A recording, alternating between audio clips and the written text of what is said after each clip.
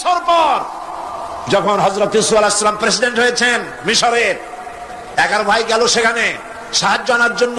সেই ঘটনা তো শোনাবো না, এমনি বলে যাচ্ছি। এরপরে তিনি তাদেরকে পরিচয় দিলেন, ওরা ভয় পেয়ে গেল।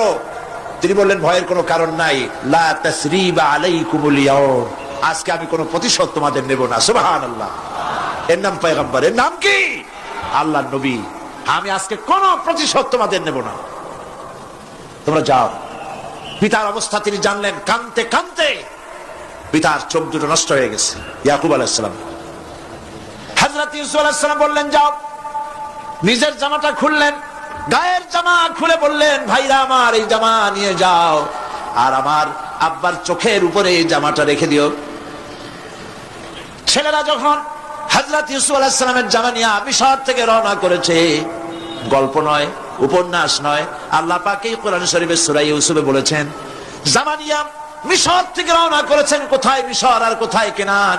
কেনানে বসে হযরত ইয়াকুব আলাইহিস সালাম বলছেন, তোমরা যদি আমাকে মতিভ্রম পাগল যদি মনে না করো, তাহলে একটা কথা বলি, আমার নাকে এখন আমি ইউসুফের গন্ধ পেতেছি।